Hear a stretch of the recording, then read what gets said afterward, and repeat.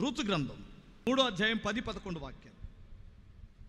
అతడు, నా కుమారి, యెహోవా చేత నువ్వు దీవెన నొందిన దానవు, కొద్దివారినే గాని గొప్పవారినే గాని యవనస్తులు నీవు వెంబడింపక ఉండుట వలన నీ మునుపుటి సత్ప్రవర్తన కంటే వెనుపుటి సత్ప్రవర్తన మరి ఎక్కువైనది. కాబట్టి నా కుమారి, భయపడకము, నువ్వు చెప్పినదంతయు నీకు చేసేదనని నీవు యోగ్యురాలువని నా జనులందరూ ఎరుగుదురు అన్నాడు. దేవునికి స్తోత్రం. చెల్లి, అమ్మ, తమ్ముడు, వినండి, జాగ్రత్తగా వినండి. ముఖ్యంగా యవనస్తురాలైన నా పిల్లలు, నా చెల్లెలు వినాలి.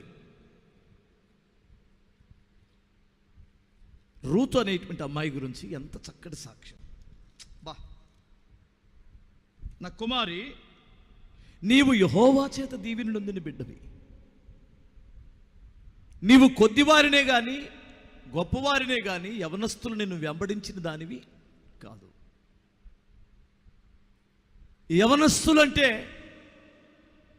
తల వంచుకుంటే తల ఇక్కడ దించావంటే మరలా యవనస్తుల దగ్గర ఎత్తేటువంటి బిడ్డవు కాదు. నోరు తెరవు. నీ మునుపుడు సత్ప్రవర్తన కంటే ఇప్పుడు ఇంకా నీ సత్ప్రవర్తన బాగుందమ్మా. నువ్వు పొలంలోకి వచ్చావంటే పరిగెరుకోవటం తప్ప, నీ ఒడి నింపుకోవడం తప్ప, ఉపదేశాన్ని, వాక్యాన్ని, దేవుని యొక్క సన్నిధిని, ఆశీర్వాదాన్ని నింపుకోవడమే తప్ప యవనస్తులు వాళ్ళేంటి వీళ్ళేంటి అని చూసేదానివి కాదమ్మా. దేవుడు నీకు ప్రతిఫలం ఇస్తాడు. దీవెన నొందిన బిడ్డవి, భయపడవద్దు, నీకు దేవుడు సహాయం చేస్తాడన్నాడు. నీ ప్రవర్తన ఎలా ఉంది? యవనస్తులు కనపడితే ఒక్కొక్క పిల్ల ఏం ఎగస్టాల్ చేసిందండి ఆ పెళ్ళికి వెళ్ళిన దగ్గర, ఆ ఫంక్షన్లో. అరే రే రే రే, ఈ ఐబ్రోస్ ఒకటి కటింగ్ చేసుకొని, ఈ మూతికి రంగు వేసుకొని, ఈ పిల్లలు ఏమండి రకరకాలుగా వాళ్ళని చూస్తే చాలా రెచ్చిపోతుంటారు అనమాట. ఇలా ఇలా ఇలా మెలకలు తిరుగుతూ, ఆడు బండి ఎక్కమనడం ఆలస్యం, తక్కువ బండి ఎక్కేసి ఆడు నడుము పట్టుకునే పిల్లలు ఎంతమంది లేరండి? ఇంత లేదు. ఆ పిల్ల 16 ఏళ్ళు లేవు. ఎన్ని మెసేజ్లు పెట్టిద్దండి. ఏమండి, నేను మరొకసారి మీకు మనవి చేస్తున్నాను. ఇప్పటి వరకు నీకు తెలియకో నీ ప్రవర్తన మారితే, ఈ ఉదయకాలంలో నా దేవుడు నీతో మాట్లాడుతున్నాడు. నీ తల్లిదండ్రులు మాట్లాడినట్లు కాదు, దేవుని మాట శ్రేష్టమైనటువంటిది. ఇప్పుడైనా నీవు వెనక్కు వస్తే, ఇప్పుడైనా నీ ప్రవర్తన మార్చుకుంటే, ఒక ఎస్తేరు వలె, ఒక రూతు వలె, ఒక రిబ్కా వలె దేవుడు నేను గొప్ప స్థానంలో ఉంచుతాడు నా తండ్రి. దేవునికి స్తోత్రం చెప్పాలి. లేదంటే నీ జీవితాన్ని పాడు చేసుకుంటావు. కుక్కలు చెప్పిన ఇస్తరాకు అయిపోయింది జీవితం. ఆడపిల్లలు వారి ప్రవర్తనను చాలా జాగ్రత్తగా కాపాడుకోకపోతే, ఏమండి, డబ్బున్నవాడు జాగ్రత్తగా ఉండాలా, బికారిగాడు జాగ్రత్తగా ఉండాలా, దొంగ జాగ్రత్తగా ఉండాలా, డబ్బు ఉన్నటువంటి వాడు జాగ్రత్తగా ఉండాలా? చెప్పు ఒకసారి. ఇప్పుడు నా దగ్గర 1,00,000 రూపాయలు ఉన్నాయి, నేను ఎడారిలో పడి వెళ్తున్నాను. నేనా జాగ్రత్తగా ఉండాల్సింది, ఆ దారిని పోయేటువంటి బికారిగాడా, దొంగ ఎవడు జాగ్రత్తగా ఉండాలి? వాడు మీదకి వస్తాడు. నాకు తగ్గించుకోవాల్సింది ఎవడో. అలాగే ఒక యవనస్తుడైనటువంటి బిడ్డ, ఒక అబ్బాయి, వాడు లోకంలో ఉన్నటువంటి వాడు, దేవుడు లేనటువంటి వాడు, దుర్మార్గుడు, దొరికితే నీ జీవితాన్ని అనుభవించాలని చూస్తున్నటువంటి వాడు, వాడికేం చేదా?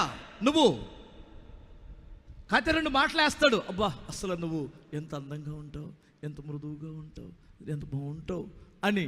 ఐ లవ్ యూ, బాగున్నావా, ఐ లవ్ చిన్ని, తిన్నావరా నాన్న, ఏంటి, ఏం కూర, ఏంటి నిన్న నీ ముఖం అంతా పీక్కిపోయింది ఏంటిరా, అమ్ము జుమ్ము,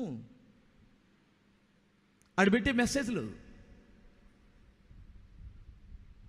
ఏమకే ఎక్కడలేంది విరిగిపోయింది లోపల. వాళ్ళ అమ్మేమో, అమ్మాయి అన్నం తిను లేవే అనేది. ఆడేమో చిన్న మెసేజ్లు, చిన్న ఫోన్ చేస్తాడు డాబా మీద. ఇంకా తినలేదురా ఇంకా, నువ్వు తినాలిరా చిన్ను, బన్ను జున్ను, నిన్ను జున్ను ముక్కలాగా తినేసి వదిలేస్తాను రా కుక్కలాగా. ఆ మాటలకు పడిపోతావా? అదేనా నువ్వు నేర్చుకుంది? అదేనా సండే స్కూల్ నువ్వు నేర్చుకుంది? అదేనా నువ్వు బైబిల్ చదువుకొని నేర్చుకుంది? అదేనా నీకు దేవుడు నేర్పించింది? ఒకసారి మీరు వినండి. ఆ మాటలకు పడిపోయి వాళ్ళు లేకపోతే ఉండలేదంట. ఏమండి, జీవితాన్ని సర్వనాశనం చేస్తాడు వాడు. దొంగ దోసుకోవడానికి కదా వస్తాడు? ప్రేమించడానికి వస్తాడా, దోసుకోవడానికి వస్తాడా? ఇప్పుడు నా దగ్గర ₹1,00,000 నేనుకో, వాడు నా దగ్గరికి ఎందుకు వస్తాడు? దొంగ దోసుకోవడానికి వస్తాడు. నాకు ఇవ్వడానికి కాదు వచ్చేది, నన్ను బాగు చేయడానికి కాదు, నిన్ను దోసుకోవడానికే వాడు నీకు ఫోన్ చేసేది, నీకు మెసేజ్లు పెట్టేది, నీతో మాట్లాడేది, నీ బండి ఎక్కించుకునేది. అది అర్థం కావట్లా. గొర్రె పిల్ల వెళ్ళినట్టు వెళ్తుంది కటికోడి దగ్గరికి, జింక పిల్ల సింహం దగ్గరికి వెళ్ళినట్టు వెళ్తున్నావు. ప్రవర్తన అమ్మా, కొద్దివారిని కానీ గొప్పవారిని కానీ నువ్వు యవనస్తుల్ని వెంబడించలేదు. నువ్వు దీవెన నొందిన దానివి. ఇలాంటి సాక్ష్యం నీకుంటే ఎంత బాగుంటుంది. బిగ్గరగా స్తోత్రం చెప్పండి ఒకసారి.